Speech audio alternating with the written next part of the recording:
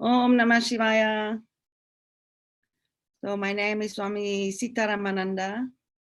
It's my pleasure and honor to present to you our special teacher tonight, Swamini Svatmavidyananda ji from Asha Vidya Gurukulam.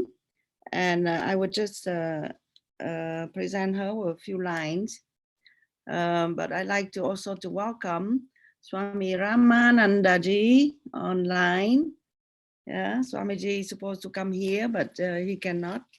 And also some other guests, they cannot physically be present for different condition, different challenging situation.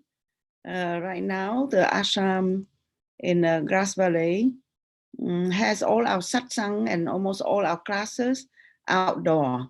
So you can see there Swami Dhammanandaji and Swami Shiva Shankarayananda out in the background of the night of Grass Valley.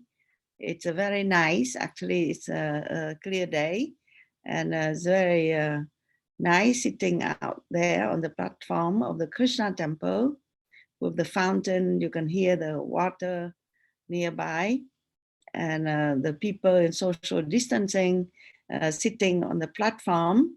You cannot see them online, but they are there. And tonight online we have a few students from Japan, and so the talk will be translated, and also from China and Taiwan, and the talk will be translated by Kumari in Chinese, and by I'm not sure who in Japanese. Who will be translating in Japanese? Mirabai, you'll be translating in Japanese? Yes? Vani Devi. Vani Devi. Vani Devi? Oh, okay. Okay. Swamiji, Om Namah Shivaya. So we meet online. Om Namah Shivaya. Yeah, after so many Yes, months, I would say. wonderful to see you, Swamiji. Yeah, Om Namah Shivaya. It's so nice to see you. So Likewise. are you in India? Yes, Yes? still in India, yes. Wonderful. Very So nice. we hope that we can see you in person Yes, soon in West Coast. I hope so too. But as the title of the talk for today, the self is not the doer, so we wait and watch. Yes. Yeah. So Swamini ji is a long-time disciple of Swami Dayananda Saraswati of India, who is an accomplished scholar of Vedanta. For several years, Swamini ji has led an active satsang community in the US, serving as a spiritual director of Swami Dayananda USA Center, Asha Vidya Gurukulam, Vijnana Gurukulam, based in Washington, D.C. and Oregon. Okay, so you can find more information on the website ashavm.org, and her classes can be accessed on her YouTube page. Swamiji is a beautiful speaker, and we always get very fascinated to hear her, and she has been teaching many times at the ashram here in Grass Valley, and also at our different ashrams. I believe in Nassau, Bahamas. You've been teaching, and we are just awaiting you to come to Vietnam, but then things change. Right. But your Saraswati that you sent ahead of you is there in Vietnam. Wonderful. Wonderful. Okay, Swamiji, so now it's all yours. And the topic tonight will be the self is not the doer, something like that. Thank you. So we already introduced the topic of the weekend, which is love in action, and also service as the way of self-transformation. We introduced a little bit the topic of Karma Yoga and Bhagavad Gita teaching. So tonight, Swami Niji would continue. Thank you. Thank you. Om Sahana Vavatu Sahanau Bhunaktu Sahaviryam Karavavahai तेजस्विनावधीतमस्तु मा विद्विषावहै ॐ शान्ति शान्ति शान्तिः. Namaste to everybody from me, and welcome to the ongoing online and in-person Labor Day weekend retreat. And I am very thankful to the yoga farm and especially to Swami Sita ji for inviting me. Although online is not the best way to meet or to greet or to communicate this knowledge, right now that is what we have. And I had intended to travel, but on Delta Airlines, but another kind of Delta came in the way. Okay, a Delta variant of this, what I call Karuna virus. Okay, it is not coronavirus, it is Karuna virus, and we'll talk a little more about that a little later. So I was wanting to go there, and then Swami Sita ji was going to go back soon after this retreat. But again, the message is, Tishtha means stay. Stay. This is the message. And so I am delighted that at least I can join all of you in this way. And thank you so much for making room for me at the very last minute. It was very, very gracious of you. And so I thank you for that. And then now to the topic. The topics were already set. And Swami Sita ji has a wonderful way with the topics. She always, very intuitively she discusses something and then puts it on, and then she's always gracious enough to say, do you want to change? There is nothing to change. Because the truth is, we always talk the same thing. No matter where from whose mouth the talk comes, it's the same talk. It's the same thing, because the source material for this knowledge is the same. Bhagavad Gita, Upanishads, what else, that's all it is. And so, in a way, we are all shameless plagiarists, and this is what is called Sampradaya, Parampara. We copy our teachers, we Xerox from their talks, and we just, we just say what they said shamelessly. Because this knowledge has no copyright, cannot have a copyright. This is for the whole of humanity to be blessed and to do that. And in fact, this knowledge is safe because it comes from a long chain of teachers, and then who taught students, and then who taught teachers, who then became teachers, and then who taught the future generation of teachers. Which is why this knowledge is safe, because it is not in the hands of an individual person with a big hubris, with a big ego. No, this is not a cult. It is a sampradaya. That is why it is safe. It is safe to study because we are teaching what the teacher taught us. And then if you ask the teacher, did you come up with this knowledge? That teacher will also say, no, I am merely teaching what my teacher taught me.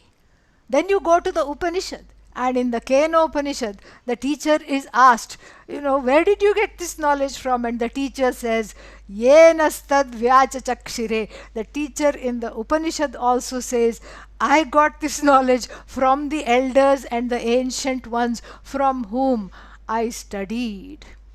And so therefore, where is the agency? This is a knowledge without agency. No agency, which is what is the topic of today's talk. In fact, it's a very big topic. To give you the idea of its bigness, I will quote you a small sentence, not even the whole verse, from the Brihadaranyaka Upanishad. And if you want the citation, I think it is 4.4.12, and so this is a small sentence. And what does it say? Atmanam ched vijaniyat ayamasti iti purushah kimartham kasya kamaya shariram anusanjvaret. Chet means if. If the Atma is known. Atma means I. There is no other meaning for Atma. Atma is I. If the Atma is known, if the knowledge of the I is assimilated fully, then what happens, As what? As this is me alone. This whole thing, this manifest universe is me. The source of the universe, Ishvara, Bhagavan, is me. And all the people in the universe, they are all just an extension of me. If this is totally, fully and properly understood, then ... kimartham, for what purpose? Kasya kamaya, to fulfill what desire? Shariram, this body, anusanjvaret, will the person make this body feverishly engaged in action. This is a small mantra somewhere hidden in this huge Upanishad called the Brihadaranyaka Upanishad, like a great forest. This Upanishad is, and this mantra is like a small little, wild flower somewhere, which can be easily missed. But to give you an idea of the gravity of this mantra, a highly regarded text in the tradition called Panchadashi devotes the entire chapter 7 into unfolding this very, very mantra, the short form of which is the self is not the doer. That is the short form of it. And the author of the Panchadashi uses 297 verses to expound this small little mantra. 297 verses. And then what are we doing here? In 45 minutes, we are going to talk about what constitutes the kernel of Vedanta.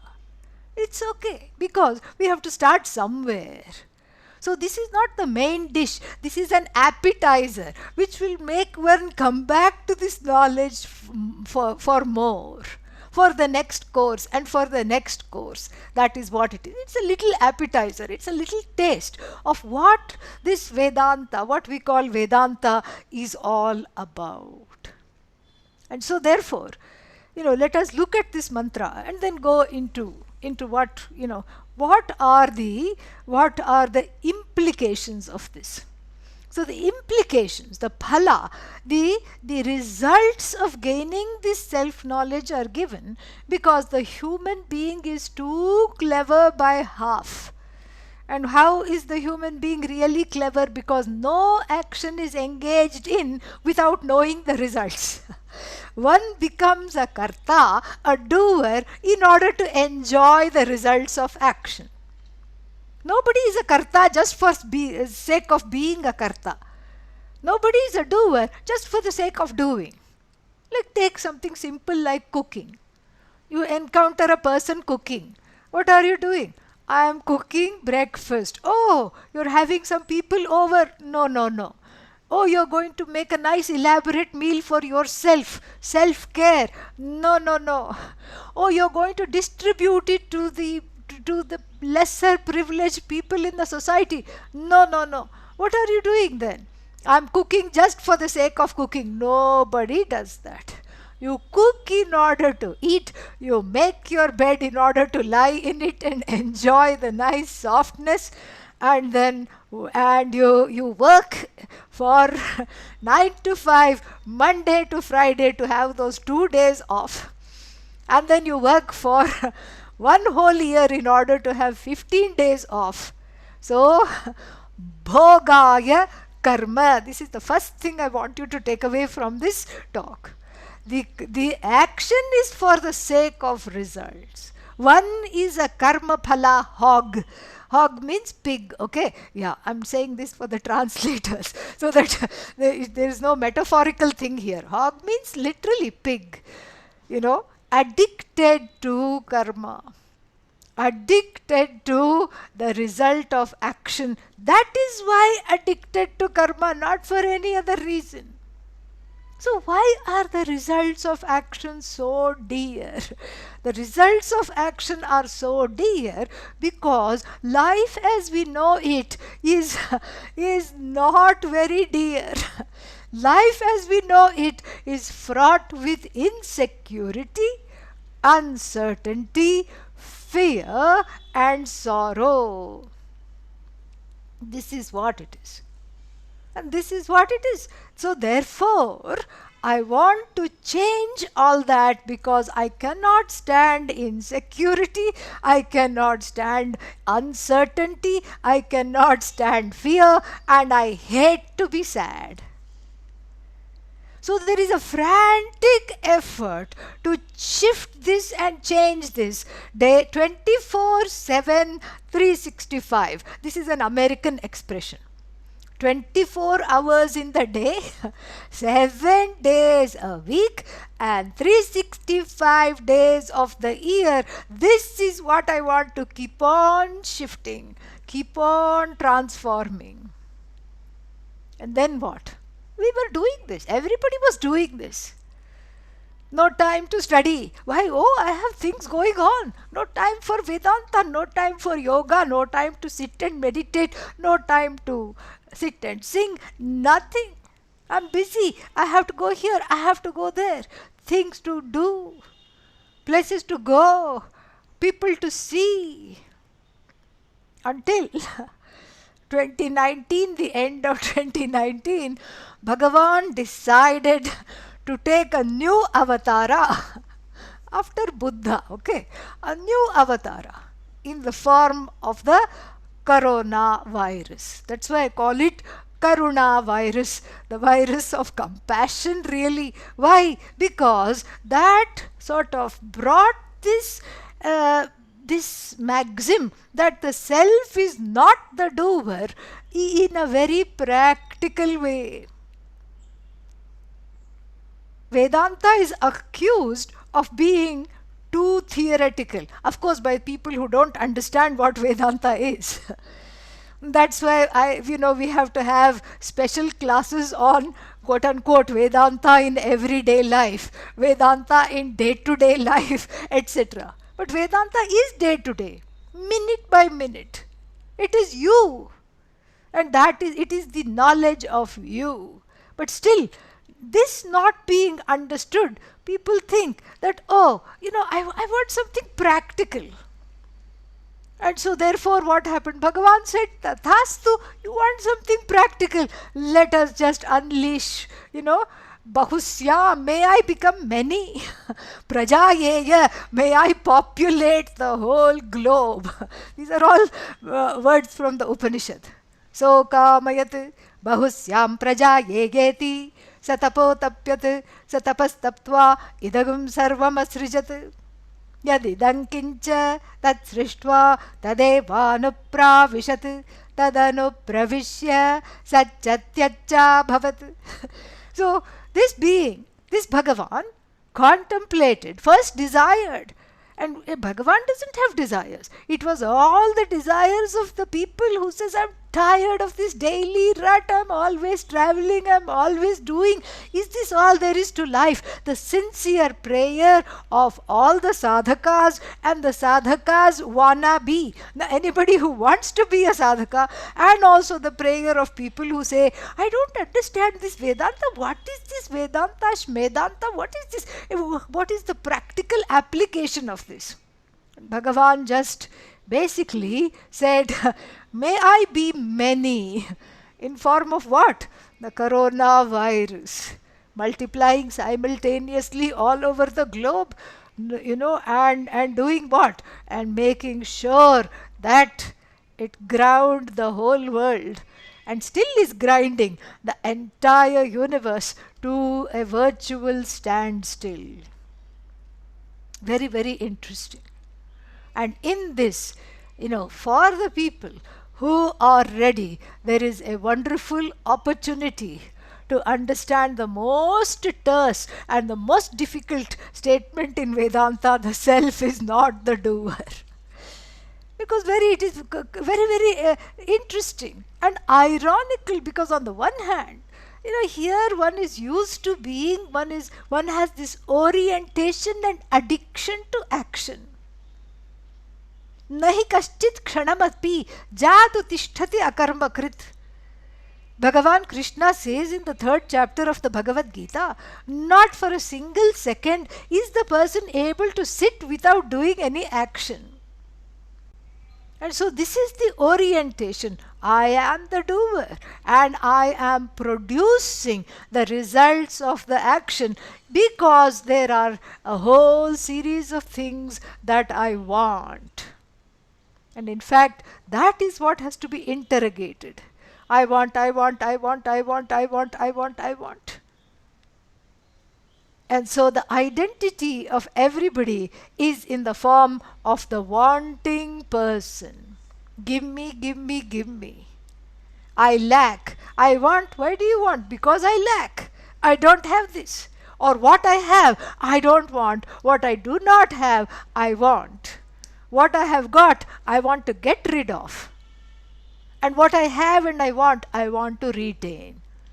Is this really the whole gamut and the purpose of life? You know the answer. And that answer itself is ratified and reiterated very nicely, validated in the Upanishads.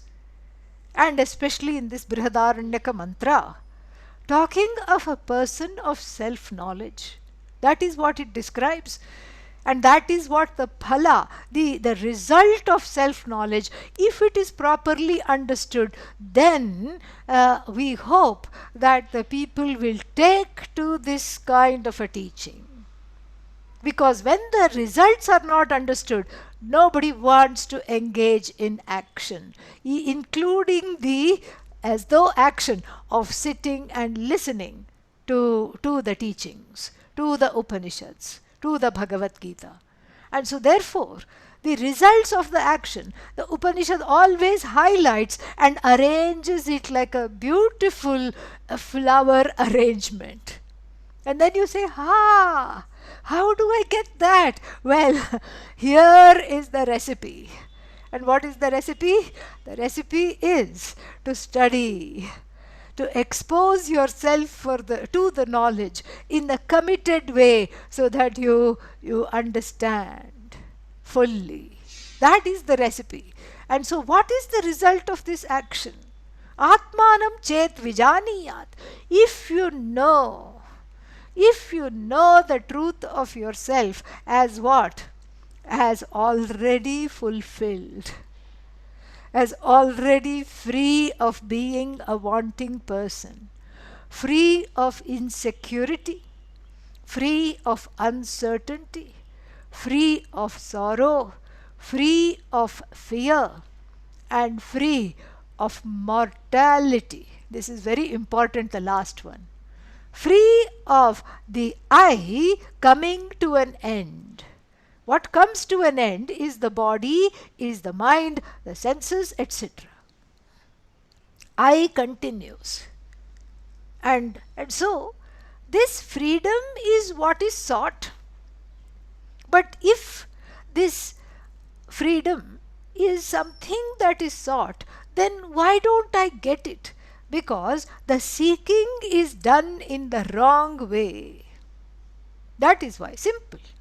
In Sanskrit, we would say that there is a sadhana, sadhya, asambandha. Asambandha means mismatch, no connection between the sadhana, the exercise, the practice that I am doing, the work that I am doing, and the sadhya, the goal that I want. Sadhya, goal, sadhana means asambandha, no connection between means and goals. If you want to go somewhere, you have to catch a plane to that place. If you want to go to New Delhi, you catch a plane marked, that is bound for New Delhi. But then you just get down and then you keep asking the question, how come I ended up in Mumbai? I wanted to go to Delhi. Simple, you took the wrong plane. Wrong means. And so therefore, this doership is something that has become addictive mainly because I have taken myself, the individual has taken oneself to be a wanting, insecure, uncertain, fearful and sorrowful person as one's total and complete identity. This is the problem. But how do you know it is not your identity? Well, you know. If you ask me that, I will say, you do know that this is not your identity. Why? Because you reject this identification even as you keep on identifying as the wanting person.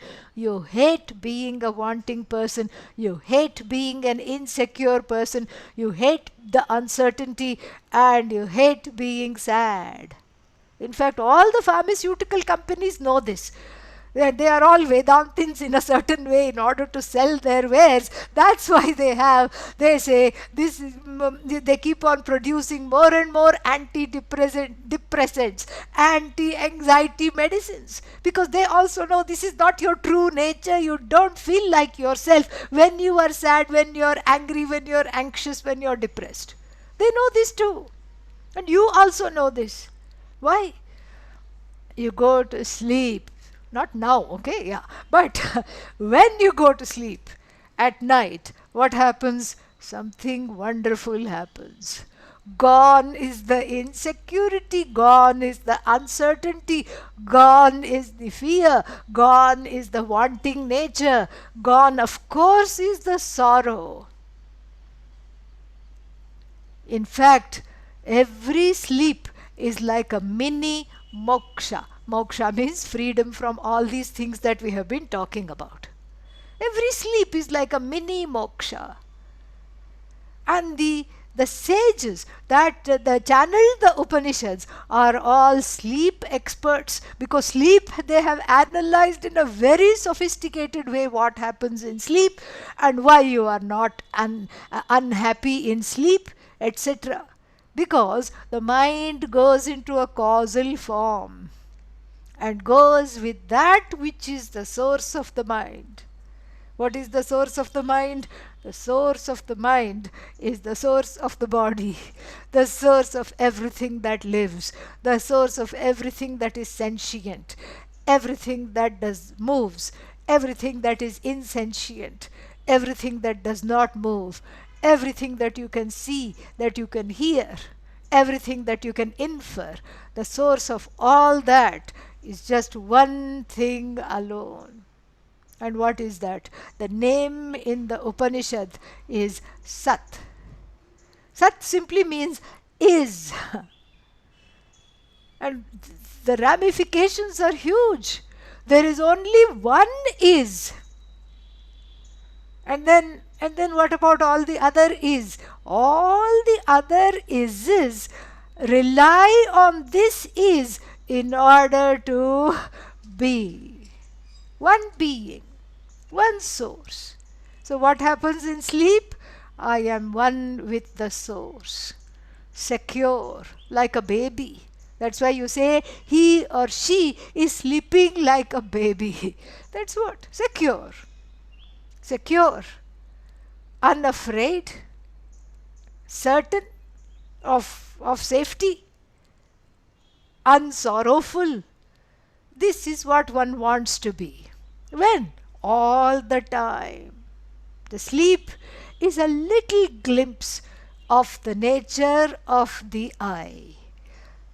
That's why as soon as you wake up and stretch, the problems also stretch and wake up and rub their eyes.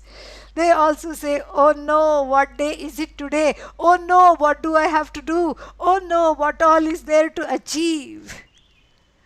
That is why everybody loves going to sleep and everybody hates to be woken up, because it is akin to Nirvikalpa Samadhi. Then what is the difference between sleep and Nirvikalpa Samadhi? If you were to ask, I would say, in sleep you make a sound, in Nirvikalpa Samadhi you do not make a sound. You know, that's why it's called sound sleep. This is what it is. It is in a way, it is a kind of a samadhi of sorts. It is to give a break from that questioning, a relentless self-loathing, insecure, self-judging self, from which I don't see any kind of freedom. And because there is a huge wound of pain inside, the insecurity, the fear, etc., there is a frantic effort to heal this. There is a frantic effort to get out of the insecurity, to get out of the fear and avoid the sorrow. And here is where the means and ends are mismatched, my dear friends. Why are they mismatched? Because the problem is not in the Jagat. The problem is also not with the body, mind, sense complex. The problem is not out there. The Jagat includes this body, mind, sense complex. Jagat means universe. Okay? Yeah. So the universe includes this body, mind, sense complex. The problem is not with the universe. The problem is not with the things in the people and the people in the universe. The problem is with the I, the ahankara, rather the I notion, that is unable to assimilate that all this is just one. That is born in what is called Atma Ajnanam, self-ignorance of the fact that all that is here is one Sat, and Tat Sat Tvamasi Shvetaketo. This is what the Upanishad says. That Sat, which simply is, which lends its existence to all the things in the universe, which lends its presence, and which lends its sentience, its Sat, and then sentience is Chit, Sat Chit, when? All the time. Ananta, Ananda. This is what it is. And if this is not understood, then the desire to be whole, the desire to be free forever, whole forever, happy forever, free of insecurity and uncertainty forever, makes me engage in all the things in the universe, one after the other, thinking that must be the real thing. This must be the real thing. If I get this, I will get away from happiness. If I have this, then I will not be angry. If I have that, then I will not be sad. Uncertain, insecure, wanting. The answer for the wanting self on the surface of it is to seems to just keep on hoarding, to keep on accumulating. The answer for the insecure self on the surface appears to be to engage in actions in order to make the self secure. In order to make the self secure. How? Because I keep thinking I am insecure, and so I have to do this, I have to accomplish this, I have to accomplish that. And so from KG to PhD, one keeps on studying because something is not enough. More, more, more. Okay, after studies, what? I have to get a job. Okay, now what? Next what? Then I have to do this. I have to achieve something. I have to leave a mark. I have to become the director. Okay, now you're the director. Now what? What now? Now I have to do something else. It is endless.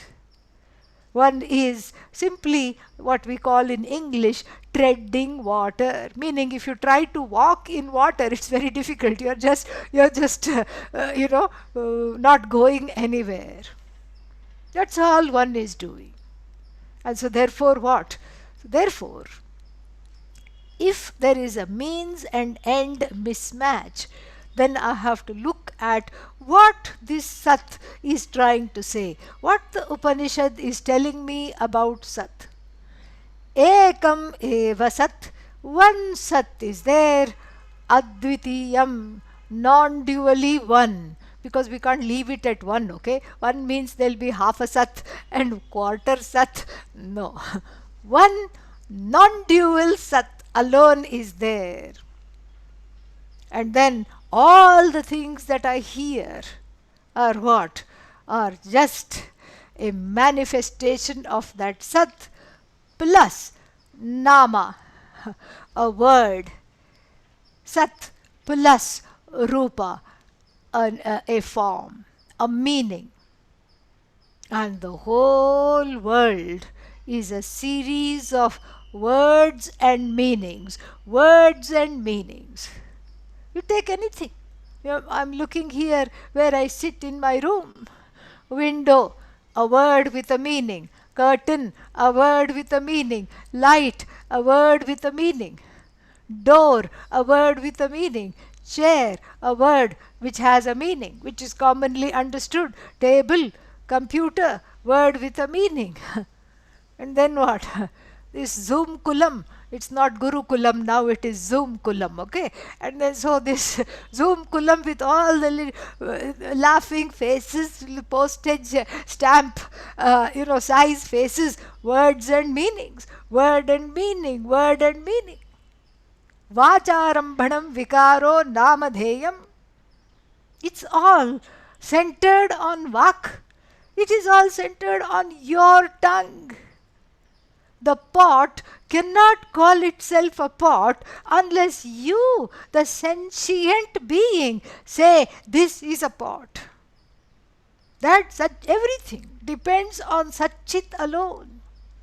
Everything depends on Satchidananda Atma, that is you. Everything depends on that. Now the very important question is, what does Satchit depend on? Very, very interesting and important question. A young child asked me in one of the satsangs, we see photos of Lord Shiva meditating. Swamiji, we see photos of Lord Shiva meditating. Now I have a question. We all meditate on Lord Shiva. Who is Lord Shiva meditating on? Very wonderful question. A very profound question by an 8-year-old. And I said to the young child, I said, Lord Shiva is meditating upon how glorious he is, on his own glory. Again, this is not a sentence from me, it is just borrowed again from the Upanishad. Sve mahimni tishtati, revels in its own glory. So the Sat is self-standing, everything else depends on Sat. Without Sat, if Sat were to withdraw itself, everything, the whole Jagat would fall apart. It would go into pralaya in a way. So therefore, this Sat is the source of everything. And then this Sat is you.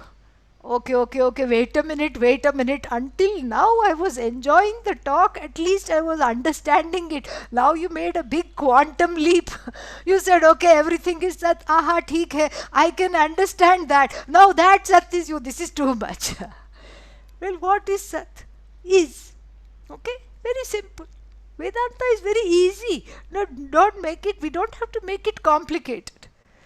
We allow our minds to be to be receptive, and it just goes in very, very lovely. It just goes in. Because the Shruti, the Upanishad, is like a loving, functional mother, like 1,000 loving, functional mothers feeding the baby. And we are all like babies. We just have to open the mouth, that is it. Open the heart, open the mind, it goes in. And so this Sat, how can this Sat be I? Well, let us see what you have in common with Sat. Sat is. And then, are you there or not? I don't know. Nobody will say that. Are you here? Yeah. Okay. That means you are.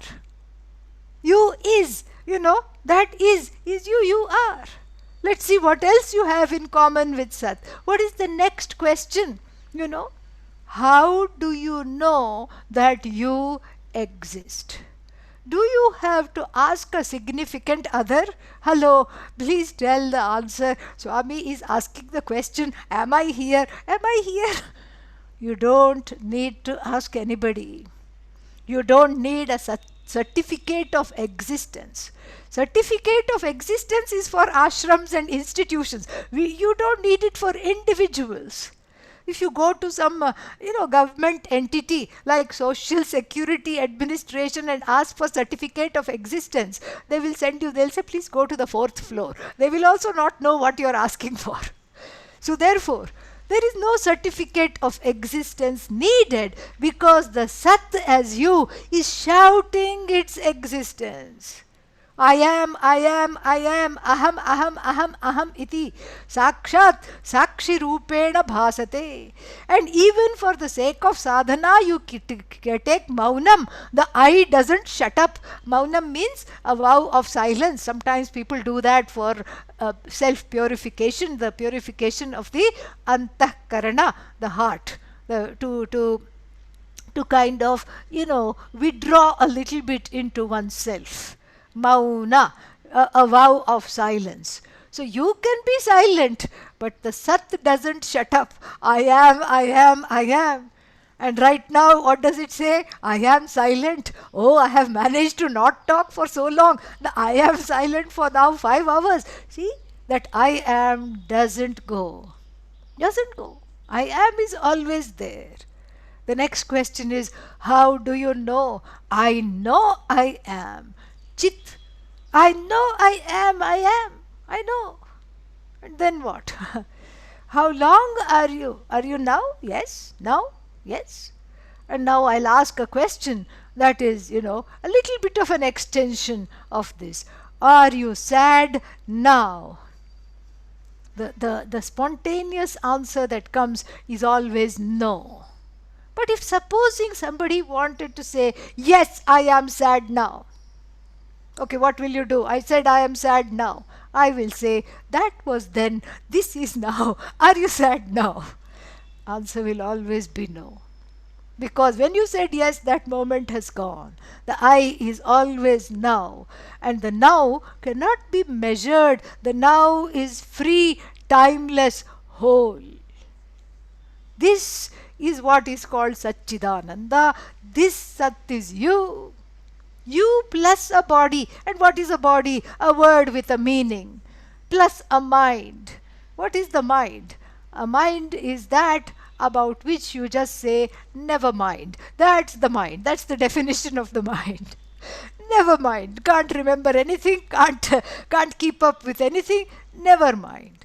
And so this is the mind. What are the senses? Those that drive me senseless. This is all just, a plus. Sat plus. The infinite Sat, which is I, is free enough to walk in a body that is limping, free enough to be in a mind that doesn't remember, most of the things. Free enough to have senses, free enough to sport, so many things. This is what the I is. And so therefore what the implications are huge. The most secure thing is Sat. The only secure thing is I, Atma. The only thing that is not the cause of sorrow, I. Not the cause of insecurity, I. Not the cause of fear, I. Now do you see the sadhana sadhya mismatch? Do you see how one is frantically engaged 24/7, 365 in trying to make the secure I into secure, trying to make the joyous ananda I into happy, trying to convert the uncertain, the certain I into something that is free of uncertainty. This is what is called in Adi Shankara's expression, Pishtasya Peshanam, meaning you have already rice flour, with which you make dumplings and all these things. You already have rice flour. And so this person took the rice flour to the mill and ground it again. And said, oh, my hands are aching, I am so tired. The rice is already in the form of powder. You don't have to make it powder. The self is already free. You don't have to make it free. The self is already whole. You can't make it whole. The self is already happy. Stop trying to make it happy. And so this is the implication. Implication number 1 is to understand this mismatch. Implication number 2 is to clean up my interactions, clean up one's interaction with the Jagat as something that I have to milk my happiness out of. I have to press and extract the happiness. The Jagat, the world is like a stone, and if you press the stone, you are, no matter how hard, you are not going to get olive oil, okay? Because it is unable to give you what you want. Why? Because it is finite. It is based on word and meaning. It is all reliant on this Sat, which is the truth of the I, which is the content of the I. It is all finite. And so I can't press the finite and manufacture or produce the infinite, because the infinite is not a product, it is you. It is the truth of you. The infinite simply is. Anything you add to the infinite, infinite. Infinite minus 100, infinite. Infinity plus 10, infinite. That is what is the unchanging, already happy, already secure I.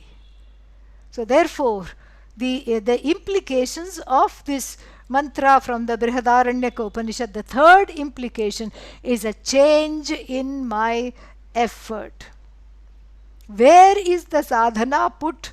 The sadhana is put in two places. One is to directly understand this, to expose myself to the source of this knowledge and to study this.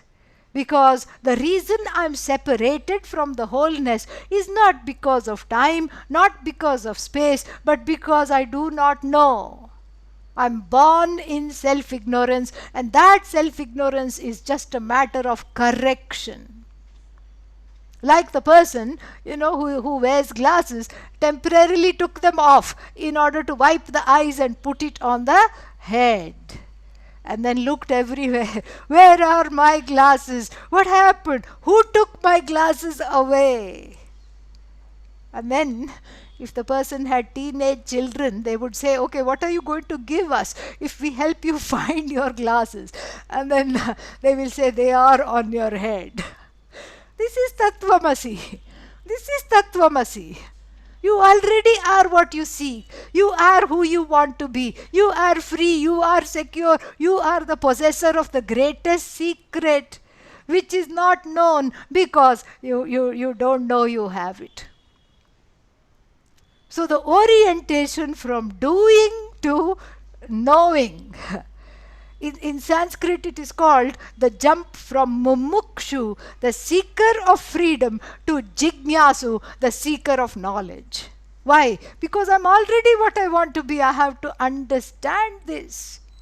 So this is the first shift in the sadhana, is to become oriented towards what is called in Sanskrit Shravanam. Shravanam means listening. Why listening? Why can't I read the Upanishad? So many translations are there. Well, because when you read the Upanishad, the Ahankara is reading the Upanishad. The very Ahankara that does not want to give up the doership, the very Ahankara that is insecure is reading the Upanishad. You are the whole. Right. Next, I don't believe this. Oh, come on. This is not okay. Because one brings in one's own infrastructure to the situation. And that infrastructure will say, this is not to be trusted. This is contrary to your experience. This is not to be believed. Therefore, you sit and listen. And in listening, some of that infrastructure as the karta, as the doer. Because how to drop the doership when you're trying to do the knowledge? Not possible. There is a virodha, a contradiction. And in the listening, some of it is bypassed. Some of it is bypassed because we are using timeless pedagogies, strategies, stories. First, to relax the person. It's like an operation. There is a tumor of ajnanam that is causing pain and sorrow. And so if there is a tumor, what do?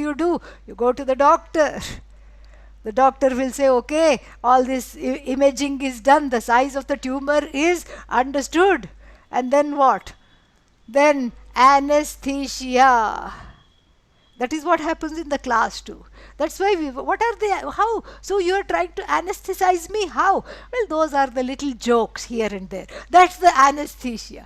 People just relax. Oh, this is kind of nice. Oh, I didn't think it would be this easy. Ha! And then what? Then the tumor of ajnanam, self-ignorance, is excised. You don't have to do anything. Before you know it, the operation is over. You don't even know that you went under. Under what? Under Shastra Pramana, under the scalpel of knowledge in the form of Upanishads. All the other means of knowledge I operate. I have to have the grace to allow the Shastra to operate upon me. This is the difference. The Shastra, just like the Shastra means teaching, okay? So the Shastra, just like your eyes and ears, reveals something that is never possible for your eyes and ears to understand.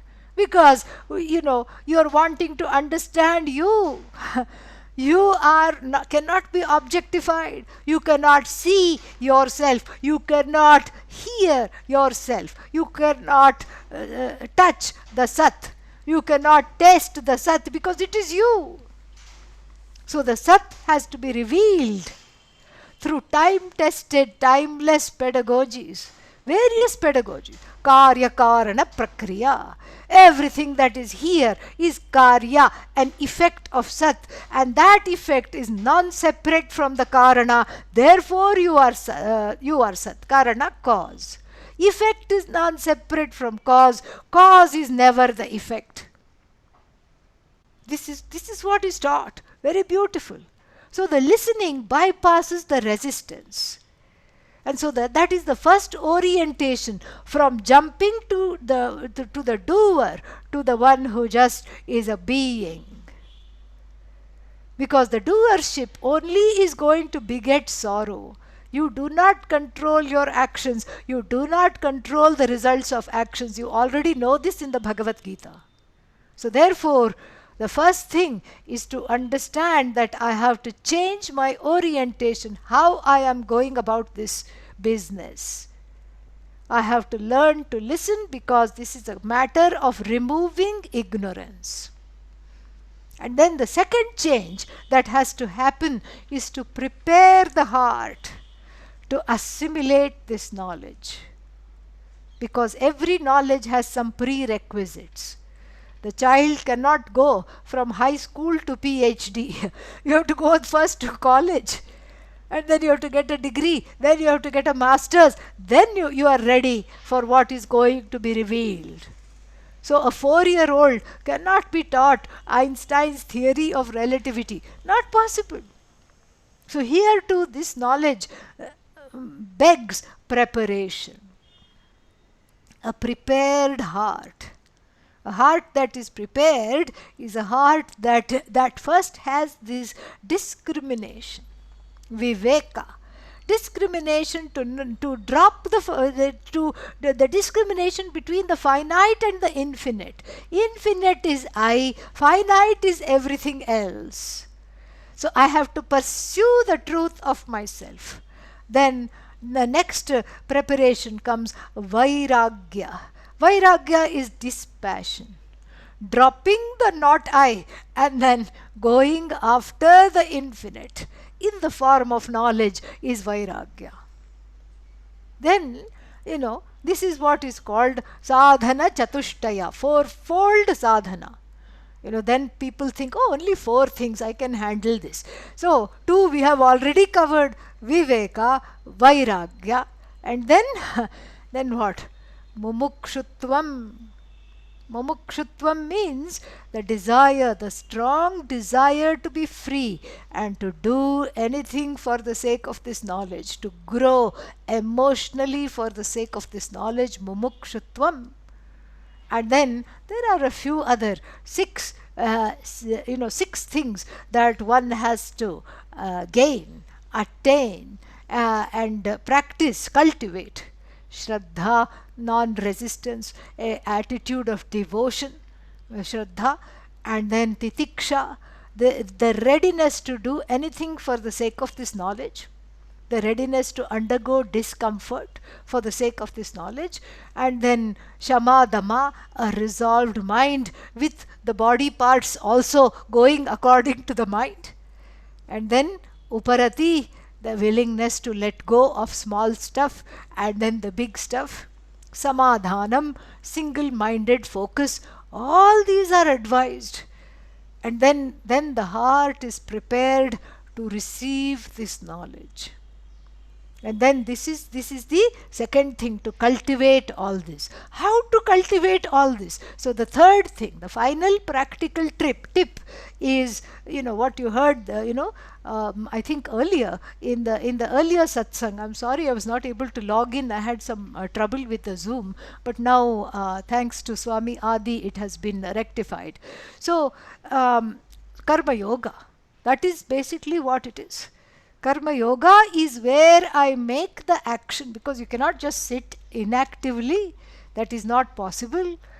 So I learn how to act and make that action into a form of prayer. You Ishwarize the action. By bringing Ishvara into the picture, the action is dedicated for the Lord. And the results of action are accepted as prasada coming from the Lord, from the goddess. It is all just a prasada. And so whatever happens is accepted gladly. In the beginning sadly, and later on gladly, as something that is supposed to be. If I can change something, yes, one can change it, but if it is not, if I can't change it, something happens, I cannot change. If it is inevitable, it has to be accepted as something coming from Bhagavan. Nay, it is a manifestation of the Lord. So that is how in the day-to-day, everyday lived Vedanta, Karma Yoga is lived Vedanta. And it qualifies you to the study of Vedanta. 9/10 is preparation. 9/10 of Vedanta is preparation. 1/10 is the knowledge.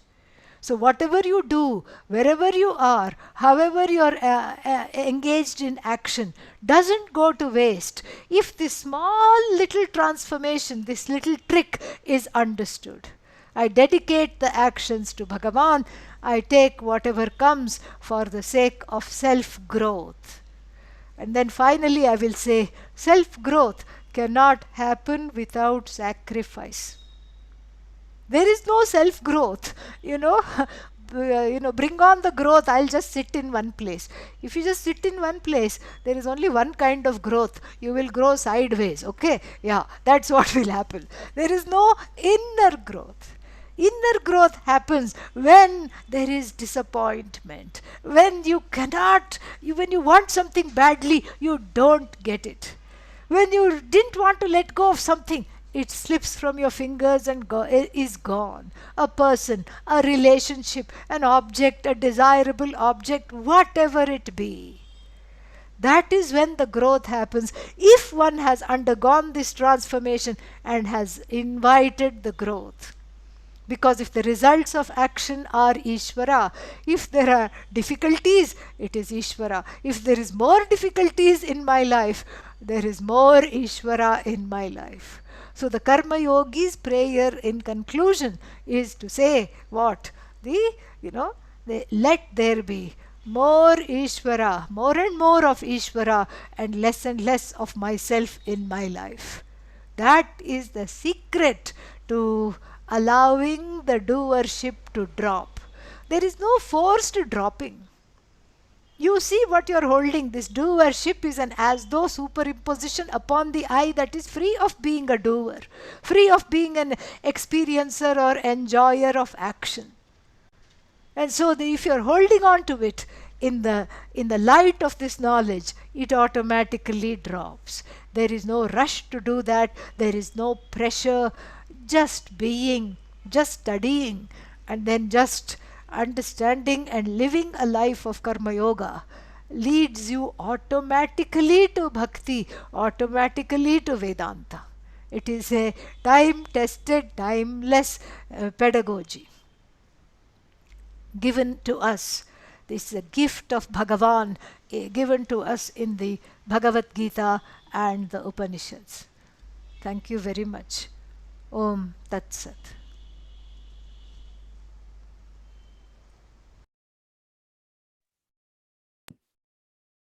Om Namah Shivaya, Swamiji. You just said that it's a gift of knowledge that you gave to us tonight. Thank you very much. So we look forward to hear you again, and I think it will be on Monday, I believe. And I really look forward to that talk because it will be about the lives of saints. So thank you very much, and thank you all. Thank you, Swami Ramananda Ji. Swami Ramananda Ji will be talking tomorrow morning, satsang, at 6. And so we look forward to hear him tomorrow.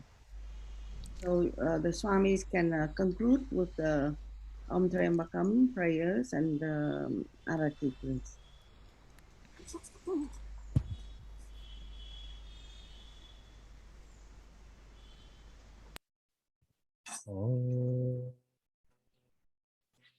Trayambakam yajamahe sikantim pushtivaranam Purvahara Mritu Mukshiyama Mrita Om Trayambakam yajamahe sikantim pushtivaranam Purvahara